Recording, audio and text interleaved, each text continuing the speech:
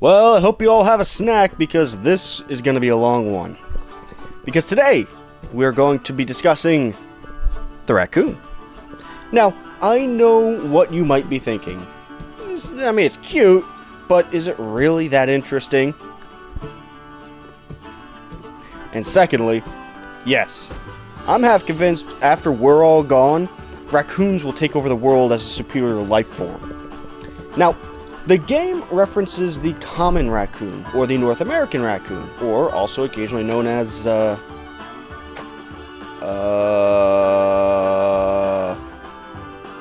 You know what? Racists really just ruin everything, don't they? Well, they're native to pretty much the entirety of North America, outside of the coldest extents of Alaska and Canada, and the hottest parts of the Mojave.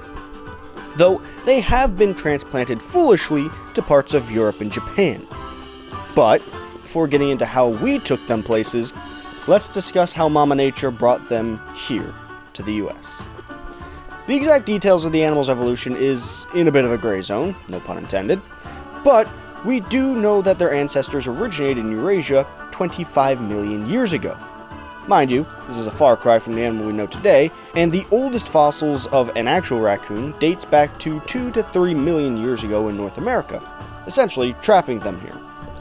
However, they do have some distant relatives that can be found in the remote pockets of China, the red panda, which we will be talking about relatively soon. However, as for their closest relatives here, there are two other species of raccoon, the crab-eating raccoon of South America and the Cozumel raccoon of, well, Cozumel. Other than raccoons, they also share a family with coatis, ringtails, and olingos. As for culture, this is where we will be spending the next 3 pages of my script. Now, let's get started with the native populace of the New World, as per usual. The name itself comes from the Powhatan word meaning animal that scratches with its hands, and for the first time, I think, I can double up on this fact, as the Spanish word for raccoons, mapache, comes from the Nahuatl word for one who takes with their hands. So obviously, the native peoples all across North America were quite interested in how this little critter was able to use its hands much like we can. And this dexterity is easily one of the 2 main reasons that they are seen as symbols of tricksters. As a matter of fact, the Abenaki people of New England straight up thought of them as lesser spirits of trickery. And it's quite obvious why that would be when we discuss their intelligence. They are well known for their clever heists. No matter how hard we humans have tried keeping these adorable little furballs out of our homes and waste, it's been pretty much impossible. As a matter of fact, in 2016, the government of Toronto, Canada, attempted to spend $31 million on raccoon-proof trash cans. They were able to best the locks in only a couple weeks, which only makes it fitting that they got the nickname Trash Panda. For quite some time, the intelligence of the Trash Panda was something that scientists wanted to have a definitive answer for. So, after many tests of problem-solving, object permanence, cause and effect, and pattern recognition, the general consensus states that they are only slightly less smart than monkeys. This intelligence is only made more advantageous when we add their ability to eat pretty much anything. Meat, berries, grasses, human food, dog food, hell, if it isn't straight poison or something that will actively hurt them to eat, they'll probably try to gobble it down. Combine that with the pretty privilege they have, and, quoting Casual Geographic, being bigger than the cute animals and cuter than the big animals, most people don't have much issue with them being in urban areas. Of course. This love for the adorable tree bandit can best be seen with their invasion of Japan. In 1977, an anime known as Rascal the Raccoon aired.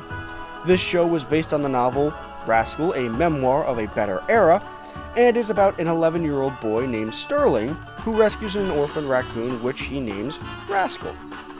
This series was so influential in Japan that raccoons were being shipped into the island nation in the thousands to be used as pets.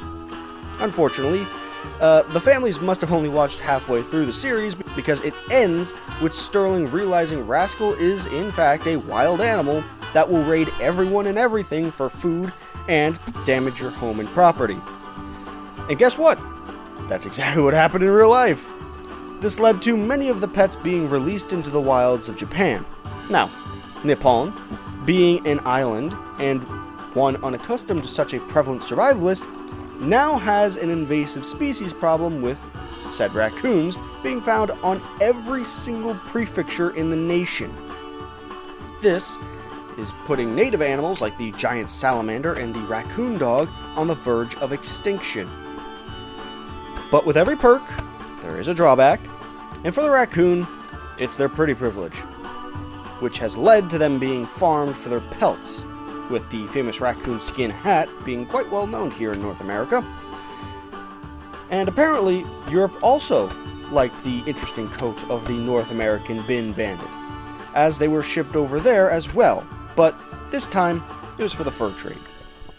Both the butchers of Poland decided to bring over some of these animals for their endeavors, Germany acquiring them in 1934, and the Soviet Union acquiring their first ones 1936. But, surprise, surprise, the Second World War led to many of them escaping. Because it turns out when an area is being bombed to hell and back and people are preoccupied worrying about roving death squads of dictators, paying attention to whether their living fabric producers are properly contained isn't top priority on the list. With the little critter making itself home in the old country from France to the Caucasus region of Iran, either having stable populations or at least sightings of said trash panda, and with the largest invasive populace being in Germany with well over 1 million, I got a feeling they're gonna be staying there for quite some time.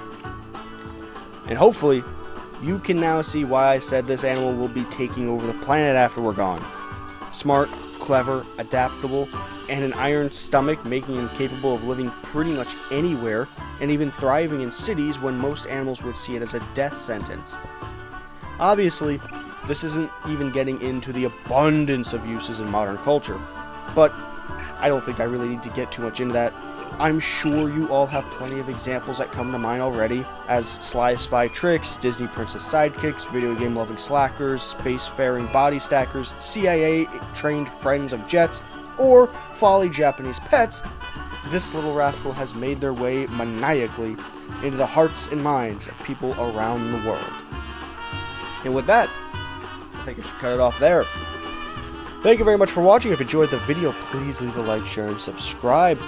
If there's anything you'd like to add, feel free to do so in the comments. I love to see other factoids I may not have known, or perhaps something I just didn't touch on.